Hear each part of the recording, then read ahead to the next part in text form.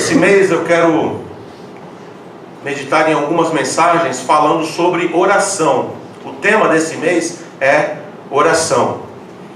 E para começar, vamos para o modelo de oração, que é o modelo que Jesus deixou. A oração dominical não, a oração do Pai Nosso, né? Nós chamamos de oração dominical, porque além do domingo, mas todos os cultos nós oramos, né? No final, ou nos finais dos cultos aí,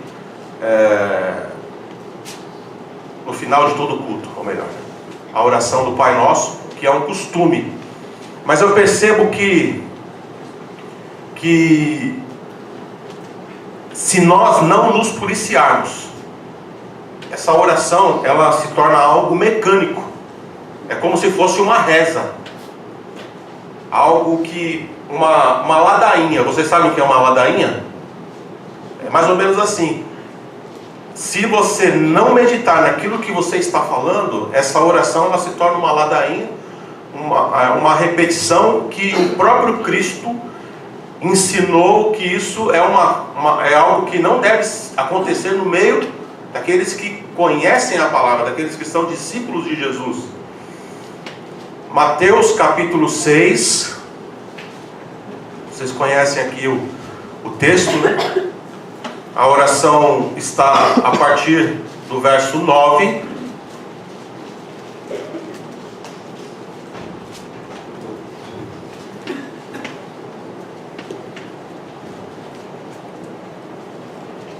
Vocês conhecem, né?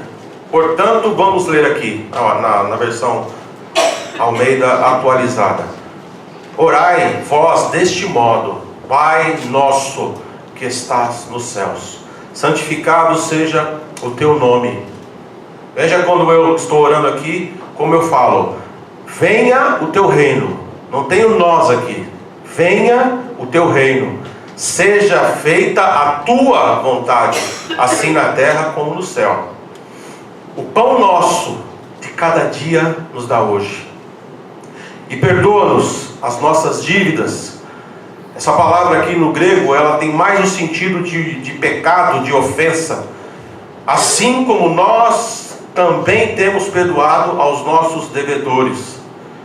E não nos deixeis, ou nos deixes entrar em tentação, mas livra-nos do mal. E aqui está entre colchetes, é porque provavelmente foi um acréscimo do autor, do evangelista. Porque teu é o reino, e o poder, e a glória para sempre. Amém. O autor, ele achou por bem, e por isso que no texto original também, no texto grego, também está separado assim em colchete, porque provavelmente foi um acréscimo. Isso não estava na oração que Jesus proferiu ali no Sermão do Monte. Amém? Vamos orar mais uma vez. Pai eterno, Deus de toda a honra e toda a glória, nós entramos mais uma vez na tua presença em oração, Senhor, para dizer mais uma vez que nós estamos felizes, nós estamos contentes com o que o Senhor tem feito em nosso meio, porque Tu és um Deus santo, digno e poderoso. Obrigado a Deus. E agora eu venho te pedir, em específico pela Tua palavra, que nós queremos refletir agora. Nos dê sabedoria, nos dê graça. Abra, Senhor, os nossos olhos espirituais, para que possamos compreendê-la e, acima de tudo, Senhor, colocá-la em prática em nossas vidas. Em nome de Jesus eu oro, que as palavras da minha boca e o meditar do meu coração sejam gratos diante de Ti. Amém? Amém. Glória a Deus. Amados, Deus, Cristo, no Sermão do Monte, se você ler, você que já leu, claro,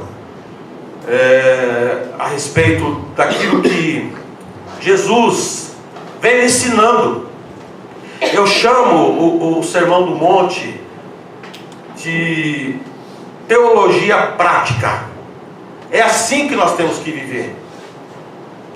Alguns podem pensar, mas é impossível. Não, não é impossível. Se fosse impossível, Jesus não teria falado. Jesus não teria pregado dessa forma. Um erro que eu estava meditando quando estava pensando nesse texto, um erro que muitos, principalmente, vamos chamar de pentecostais, crentes pentecostais, é achar que a vida tem que ser como em muitos cultos por aí: gritaria, avivamento, poder, pula e um monte de coisas aí que vocês sabem do que eu estou dizendo. E o Filho de Deus, o Cristo, aquele que é Senhor, aquele que é Rei dos Reis, aquele que por todo o Antigo Testamento esteve agindo, e por todo o Novo Testamento e por toda a história ele sempre esteve mostrando quem é Deus, qual é a vontade de Deus. E essa palavra, o Sermão do Monte, a partir do capítulo 5 de Mateus, também nós encontramos em Lucas, é a palavra que o Senhor Jesus deixou para a igreja de todas as gerações. A igreja, nós hoje estamos aqui no tempo certo, na hora certa, estamos aqui para relembrar as palavras de Jesus, relembrar a morte que nos trouxe vida, aquilo que Jesus fez. Então o nosso modelo de vida, antes de falarmos na oração, que faz parte aqui do contexto daquilo que Jesus instruiu a sua igreja para toda a eternidade, para todo sempre, ele começa a mostrar como nós devemos viver no reino, como deve ser o nosso pensamento, a nossa maneira de ser, no que pensarmos, naquilo que vamos falar, como tratar o próximo, como viver no reino. O Sermão do Monte é a diretriz para a vida. Existem muitos paradoxos aqui em relação ao sistema mundano, e eu fui colocando aqui, fazendo algumas anotações nesse esboço que eu fiz ontem à noite. Por exemplo, para o reino de Deus, ou para Cristo, ou no reino de Deus, feliz é o pobre. Bem-aventurados os pobres, felizes são os pobres. Feliz é aquele que chora. Feliz é aquele que chora no reino de Deus, porque eles serão consolados, mas são felizes porque estão chorando por uma causa, estão clamando por justiça, estão pedindo, como o Senhor falou conosco aqui agora. Então são esses os felizes. Felizes no reino de Deus são aqueles que têm fome e sede de justiça, mas é manso, é pacífico. Vejam os paradoxos, irmãos. O que o sistema prega, o que o sistema mundano prega: se você quer lutar por justiça, se você quer lutar se você tem fome, se você quer que a justiça seja feita, vá, pegue as armas, lute, se revolte, quebre. E Jesus, ele vem no contrário, ele vem dizendo: olha, se você tem sede e fome de justiça, seja manso. Coloque em oração aquilo que você quer diante do teu Deus, porque Ele é o Deus da justiça. No reino de Deus é feliz quem tem o coração limpo. No reino de Deus, irmãos, é feliz aquele que é perseguido. Está aqui no capítulo 5, 6 e 7. É feliz aquele que é perseguido por causa da justiça, por causa do Evangelho, por causa de Cristo, por causa do reino de Deus. É feliz aquele que é caluniado por viver na verdade. Viver no reino de Deus é ser como sal e como luz. O que é viver como sal, irmãos? Nós temos falado muito sobre isso aqui. Viver como sal é ser diferente. As pessoas olhando para você e dizendo: essa pessoa tem uma luz diferente. Glória a Deus. Ele fala diferente. Ele tem umas ideias, ela tem umas ideias que só pode vir de Deus. Isso é ser sal. O sal, ele está misturado na comida, não está? Mas você vê o sal, mas você sente que o sal está ali, a não ser os hipertensos.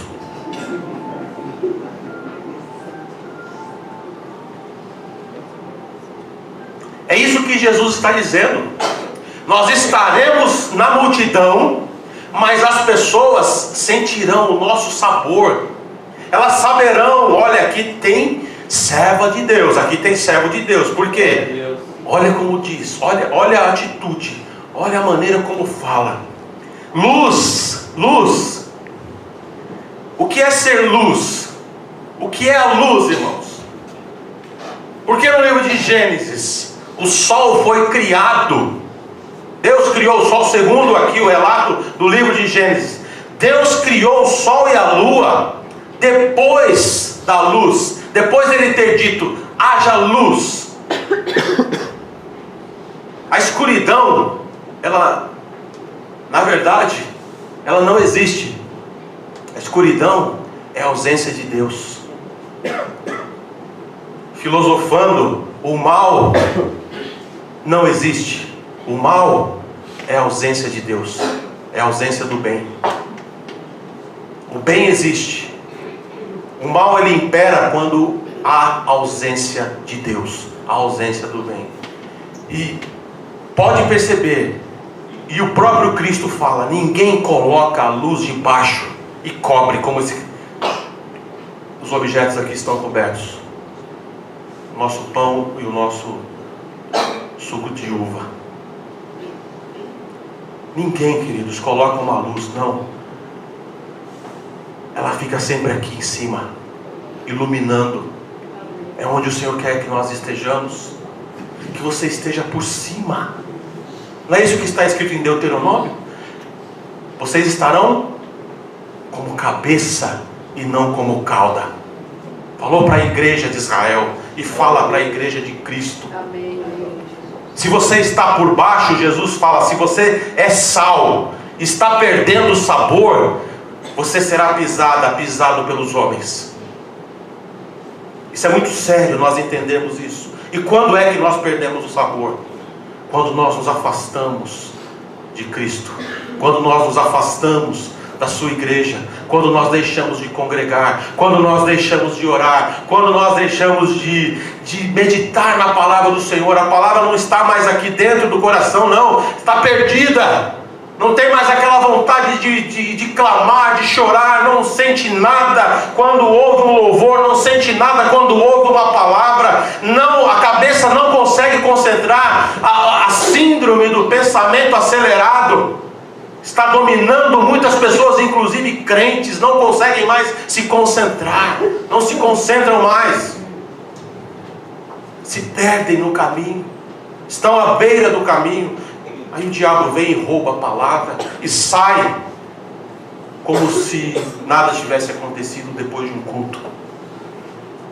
Ser sal e ser luz, viver no reino de Deus, queridos, é entender que a lei, ela se cumpriu em Cristo. Glória a Deus. Por isso que Paulo escreve aos Colossenses no capítulo 2, a partir do verso 16, que nada venha nos condenar, nada. Nem luas, nem festas, nem o sábado, nada pode condenar, porque o fim da lei é Cristo para a justiça de todo aquele que crê. E o próprio Cristo disse, eu vim para cumprir a lei, porque só Ele teve essa prerrogativa de cumprir tudo aquilo que Deus exigiu do seu povo. Entender, queridos, que o mal está no coração do homem. Jesus disse isso. O mal está no coração do homem, mas você tem a possibilidade. Por isso que Paulo fala em domínio próprio. Você tem a possibilidade de dominar os seus pensamentos. Não é possível, pastor. É possível, sim. Você tem a possibilidade de dominar aquilo que você está pensando. Viver no reino de Deus é entender que o casamento, irmãos, Jesus fala isso no Sermão do Monte, o casamento é uma aliança, e quando essa aliança é quebrada, a angústia vem, a tristeza vem, os problemas também. O casamento é algo que nasceu no coração de Deus. Viver no reino de Deus é saber que a nossa palavra A minha, a tua, a nossa palavra, ela tem que ser sim ou não. Como o próprio Cristo disse, passou disso, é de procedência maligna. Falar sempre a verdade, é isso que Jesus está dizendo. Não importa o que vai acontecer, fale a verdade, viva na verdade. Ah, mas eu vou ganhar um pouquinho, a empresa vai... Não interessa, tem que falar a verdade, porque se você falar a verdade, o próprio Deus vai te guardar. Você será guardado pelo próprio Deus, porque Ele é a verdade. Tem que viver no reino é aprender a amar aqueles que nos odeiam.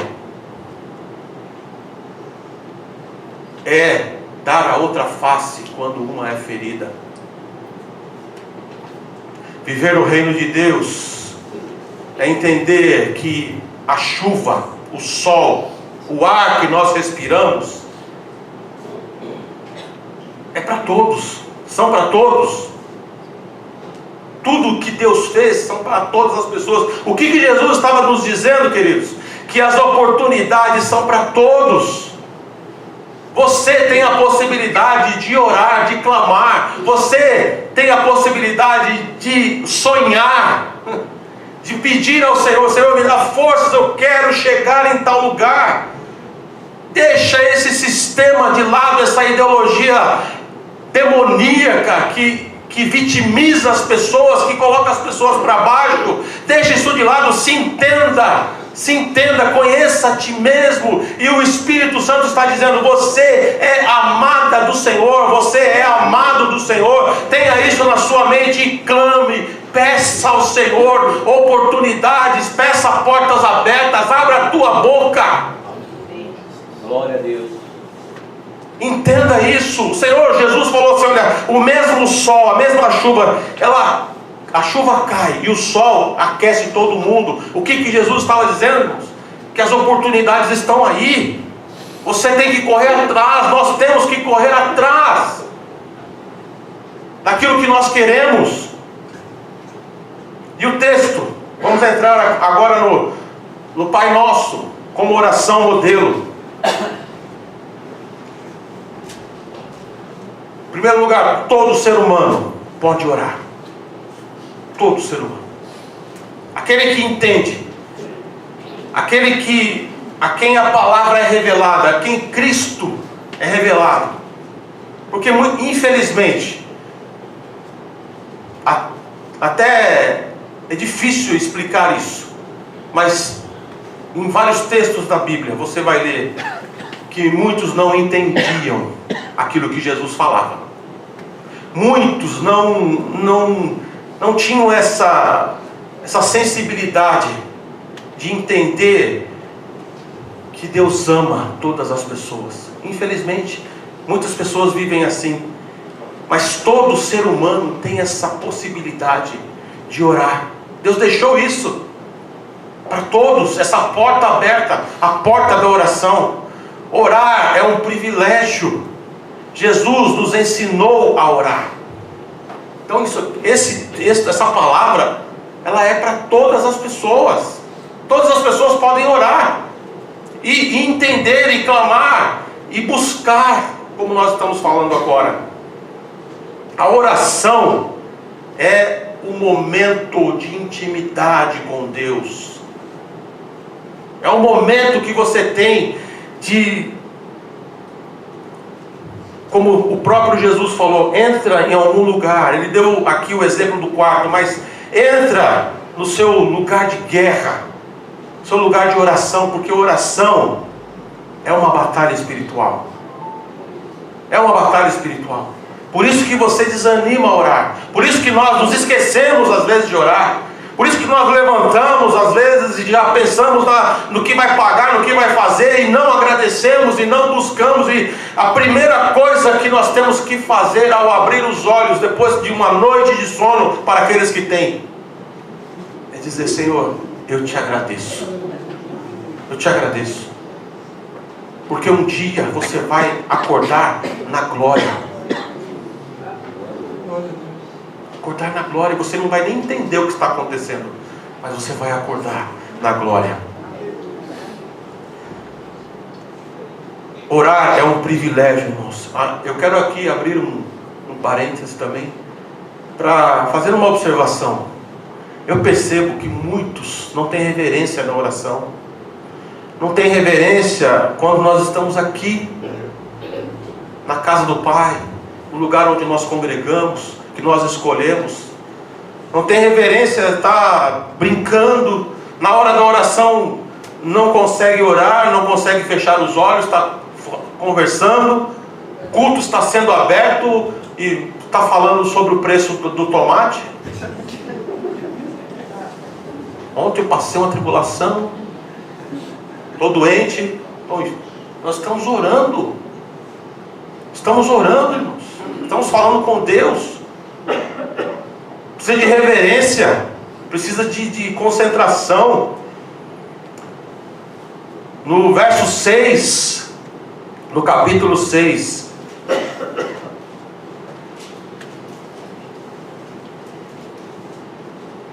tu, porém, quando orares, vá para o teu quarto, e após ter fechado a porta, orarás ao teu Pai, que está em secreto, e teu Pai, que vê em secreto, te recompensará plenamente.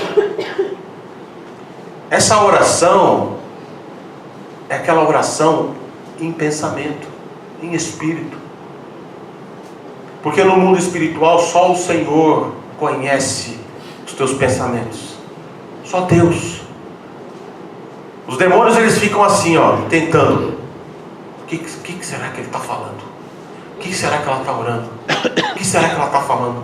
Você está lá, orando em espírito, em verdade, adorando ao Senhor, colocando as tuas razões, falando aquilo que você está precisando, falando, intercedendo por aqueles que precisam. É por isso que Jesus falou, vai lá. Por que ele disse isso aqui? Porque os fariseus, eles gostavam de ser vistos, de serem vistos por orarem nas praças, né? Os fariseus pentecostais, né? Falavam, gritavam, oravam lá, para todo mundo ver que eles estavam orando.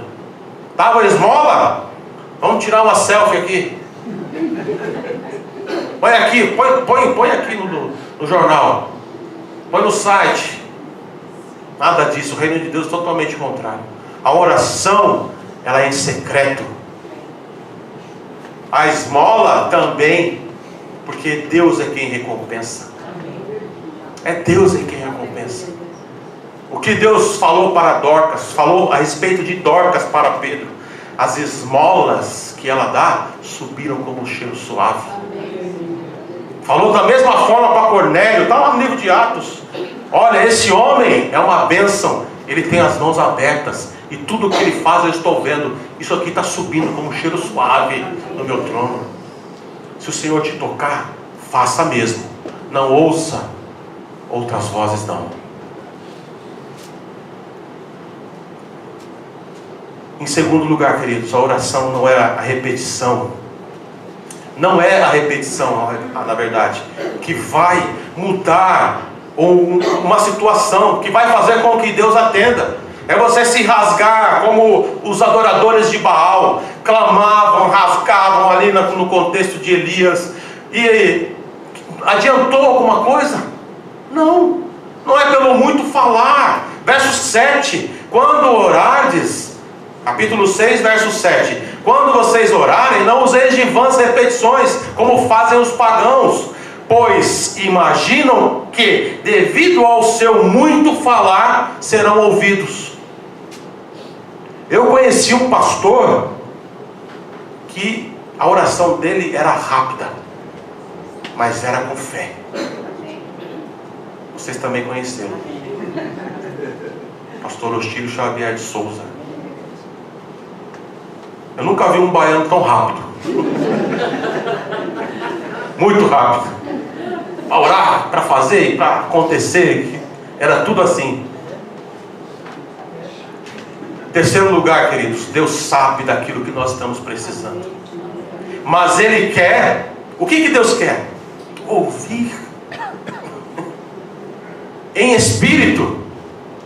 Às vezes você pode até abrir seus lábios, mas Ele quer ouvir, Ele quer esse contato espiritual, porque nós somos espirituais. Ele sabe aquilo que passa na minha mente, Ele sabe as intenções, conhece as intenções do meu coração. Salmo 139 é um salmo maravilhoso. Fala a mesma coisa que Jesus está dizendo aqui. Ele sabe o que eu preciso, mas Ele quer ouvir a minha voz. No verso 8 do capítulo 6, portanto não vos assemelheis a eles, porque Deus, o vosso Pai, sabe de tudo que tendes necessidade, antes mesmo que vocês peçam. Ele sabe, mas Ele quer ouvir. E entrando na oração, Deus, Ele é o nosso Pai. Amados, nós somos irmãos e precisamos estar em comunhão uns com os outros, para que Deus aceite o nosso clamor. A oração começa: Pai nosso que estás no céu. Como que um pai vai atender um pedido de um filho se esse filho não está bem com o seu irmão?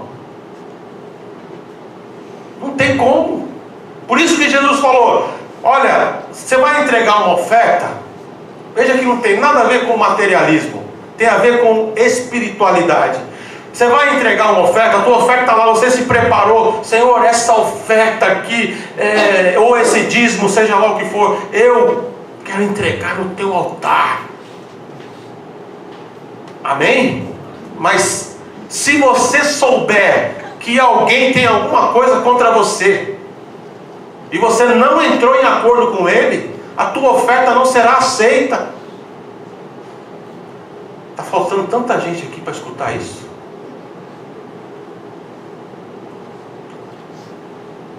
A sua oferta não será aceita, a tua oração, a tua oferta de oração, ela não será aceita, porque o Pai, Ele é nosso Pai. Além de ser, em particular, o nosso Abba, acima de tudo, Ele é o nosso Pai. Deus é Pai de todos. Repito, aqueles a quem a palavra foi revelada. A reverência é essencial na hora da oração, como eu disse agora há pouco. Porque no verso 9, Jesus começa a oração dizendo que Ele é o nosso Pai, que Ele está no céu, e Ele fala algo importante que nós precisamos entender: santificado seja o teu nome. Não é assim, como eu já ouvi alguns artistas aí, o cara lá do céu, tem até uma musiquinha, né? O cara lá de cima. Misericórdia, irmãos. Olha, o próprio Filho de Deus, que é Deus, nos ensinou a orar dizendo: santificado seja o teu nome. Como que alguém vem e canta: o cara lá de cima vai me dar? Essa reverência que nós precisamos entender. Em sexto lugar aqui, Jesus fala: venha o teu reino. Essa questão da eternidade, ela é importante nós meditarmos sempre. Porque o livro de Eclesiastes diz que Deus colocou a eternidade no coração do homem. Quando Jesus veio à terra, Ele inaugurou um novo tempo, que é eterno, que está nessa linha eterna. Por isso que Ele diz: venha o teu reino. Mas em outra oportunidade Ele disse: olha, o reino de Deus está dentro de vós. Ele já começou. Para aqueles que entendem a palavra, para aqueles que estão andando, fazendo a vontade do Pai. Então venha o teu reino. O que Jesus está dizendo? Venha reinar, Senhor, sobre nós. Reina, Senhor, sobre o meu lar, reina sobre o meu trabalho, reina sobre a minha vida, reina sobre a terra. Eu quero ser um súdito, uma súdita desse reino. Eu quero ser um servo, uma serva desse reino. Venha reinar sobre a minha vida, porque esse aqui, o nosso Deus, o Todo-Poderoso, é o melhor rei. Ele é o melhor rei. Ele é justo, ele é poderoso, e ele pode, só ele pode fazer justiça e te dar, e nos dar aquilo que nós precisamos. Depois Jesus coloca uma questão importante. A vontade de Deus é soberana, no verso 10. Ainda no verso 10. Venha o teu reino e que seja feita a tua vontade. Quantas vezes você já ouviu pessoas, pregadores, dizendo: você tem que determinar, você tem que profetizar quando o Espírito Santo de Deus te usar. Não sair da sua boca aquilo que Deus não está dizendo. Temor a Deus, quem determina é o Senhor, queridos. Quem determina? Mas e o que Elias fez? Ele falou, ele não estava orando. Ele não estava orando. Ele falou: olha, debaixo, sob a minha palavra não vai chover. E na minha opinião, ele errou, queridos. Sabe por quê? Porque ele pagou o preço também. Porque por causa dessa palavra ele foi perseguido, foi para perto de um riacho, e o que aconteceu? O riacho secou, porque não tinha chuva. Sabedoria. Tem que ter sabedoria para falar, quanto mais para orar. A vontade de Deus é soberana. Você pode, Tiago, ensinando na sua simplicidade a igreja, as pessoas dizem: eu vou fazer, eu vou isso, eu vou aquilo lá. Ele diz: não, se Deus quiser. Não é o costume que nós falamos, às vezes da boca para fora? Se Deus quiser, nós iremos e nós faremos, trabalharemos, tudo é a vontade de Deus. Por isso que Jesus fala: seja feita a tua vontade, porque Ele está reinando, o reino dele está sobre nós.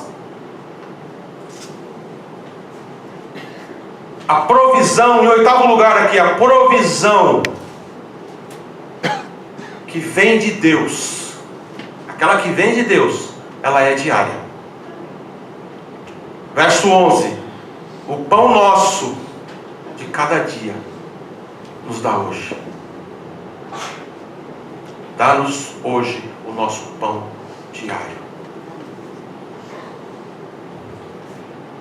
Isso daqui, mais uma vez, irmãos, foge de todos os conceitos mundanos, de acumulação, dessa preocupação com o que vai comer, com o que vai beber, com o trabalho, sempre eu quero melhor, sempre eu quero melhor. Eu quero o melhor carro, o melhor apartamento, o melhor emprego, blá, blá. Quem determina é o Senhor. Não me des a fartura e nem a miséria, mas me dê o pão necessário de cada dia. Está escrito em Provérbios. Para quê? Porque eu tendo abastança, porque se eu tiver essa fartura e não me lembrar do próximo, eu vou pecar. E se eu tiver em miséria, pode ser que eu venha roubar e venha pecar. Por isso que andar com Deus é sempre esse equilíbrio maravilhoso. É o necessário, é o que você precisa. É fechar a conta do mês. Às vezes sobra.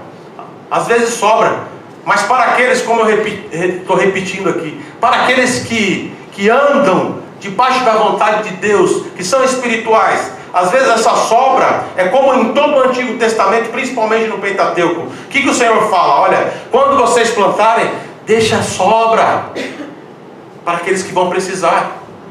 Deixa a sobra. É o que é? Por quê? Porque eu vou sustentar vocês. Mesma palavra para a igreja, não vai faltar. Não vai faltar, fique tranquila, fique tranquilo. Tira o seu coração. Deixa de ser nonô. Vocês lembram do Nonô Ferreira? Correia. Como é que é? Correia, né? Correia? É uma novela que passou Em 1980 e alguma coisa. Seu Nonô, sabe o que ele fazia? Trancava a geladeira com cadeado. A provisão, queridos, ela é diária. Amados, a vida sem perdão. Lembra do que eu estou dizendo agora para você? A vida sem perdão não é vida, é um inferno. É um inferno. Você que não consegue perdoar, você já está vivendo no inferno. Porque os demônios estão te atormentando a tua alma. Você não vive feliz, onde você está não tem paz, onde você vai trabalhar você não consegue. Por quê? Porque não consegue liberar perdão. Você já está vivendo no inferno, porque a ordem de Jesus é, verso 12: perdoa-nos as nossas dívidas, como eu disse na leitura, perdoa as nossas falhas, os nossos pecados, as nossas ofensas, como está na versão católica da oração do Pai Nosso, da oração modelo. É preciso perdoar. Quantas vezes Pedro perguntou a Jesus: Senhor, quantas vezes eu preciso perdoar o meu irmão? Será que é só 7? Não. Todas as vezes que ele te pedir perdão. Se você não conseguir perdoar, você não vai ter paz. Não vai ter paz. Traumas de infância, coisas que aconteceram. Eu estou dizendo isso porque o Espírito Santo está dizendo ao meu coração: perdoa aqueles que te maltrataram na infância, aqueles que desgraçaram a tua vida em um determinado momento. Deus está dizendo: perdoa, ore por ele, ore por ela. Isso é impossível? Não é impossível, irmãos. Porque se você conseguir fazer isso, você vai começar a viver, vai começar a ser bem-aventurado. A tentação, ela é diária, assim como o nosso pão. Todos os dias nós somos tentados. Como o próprio Tiago também escreveu, nós somos tentados pelos nossos desejos. Jesus também falou isso, porque o pecado nasce no coração do homem. Adultério, roubos, extorsões, corrupção, tudo que você pode imaginar aí que as pessoas atribuem ao capiroto, tudo isso nasce no coração do homem. Está na palavra.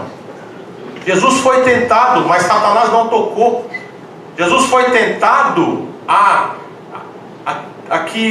humildade que ele tinha, que Satanás estava tentando, era para ver se realmente ele não iria cair nessa glória que ele tinha, e todos sabem que ele tem no mundo espiritual. Mas humildemente, pela palavra, ele venceu a tentação. Nós só venceremos a tentação, queridos, se a palavra de Deus estiver dentro de você, dentro de mim. Caso contrário, não conseguiremos. Em último lugar, só Deus pode nos livrar do maligno. Só Deus. No verso 13, como nós oramos sempre: não conduza-nos à tentação, mas livra-nos do mal, ou em outras traduções, do maligno. Só Deus, queridos, pode nos livrar. Eu costumo pensar e andar, não estou falando isso da boca para fora. As pessoas, elas podem ter todo o dinheiro do mundo, podem andar de carro blindado, pode ter o melhor seguro, pode ter a melhor segurança, porque a Bíblia diz: se Deus não guardar a cidade, se Deus não guardar, agora eu coloco as minhas palavras, se Deus não guardar a sua vida, não adianta nada, qualquer esforço é inútil, porque toda a proteção vem do Senhor. Aos teus anjos dará ordem a teu respeito, para te guardarem. É só Deus, irmãos. Às vezes as pessoas: eu não vou sair de casa porque eu da Atena, porque é só o Senhor que guarda. Não fique paralisado pelo medo. Tira isso da tua mente. Ore ao Senhor. Ore ao Senhor. E saia para a batalha.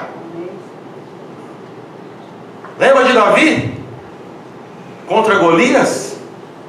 Ele saiu de casa, foi fazer ali o seu dever. Ele sabia que eles estavam em guerra. E ele olhou, queridos, eu vou colocar aqui com as minhas palavras, né? Fazer aqui uma paráfrase. Ele deve ter ido ali, o texto relata que ele foi alguns dias ali. E ele viu aquela situação e ele chegou, no meu entender, falou: não é possível. Será que não tem homem aqui? É Deus que nos guarda, é Deus quem dá o livramento, é Deus quem dá a estratégia. Olhou, eles estavam olhando para o gigante, estavam olhando para o problema, mas não estavam olhando para Deus. De onde vem o nosso socorro? De onde vem a nossa salvação? E Davi, um homem segundo o coração de Deus, um rapaz inexperiente, não sabia nem manejar uma espada, tem aquela sensibilidade de olhar e dizer: não, ele vem com espadas, com escudos, mas eu vou contra ele em nome do Todo-Poderoso. Encare o seu problema em nome do Senhor dos Exércitos, porque Ele vai te dar forças. Eu concluo, queridos, dizendo que viver no reino de Deus é entender que tudo vai passar, mas as palavras de Jesus permanecerão para sempre. Permanecerão para sempre. Você, queridos, como está escrito em 1 Coríntios capítulo 13, você pode falar em línguas, você pode subir monte, descer monte, você pode dar esmolas, você pode ajudar os pobres, entregar a sua vida por causa do Evangelho. Se você não fizer por amor a Deus e ao próximo, tudo o que você fizer não tem valor algum para Deus. Viver no reino é viver em constante oração. Foi isso que Jesus falou para a samaritana: os verdadeiros adoradores adorarão em espírito, em secreto e em verdade, sempre na verdade. Que Deus abençoe a todos nós, em nome de Jesus, em nome de Jesus.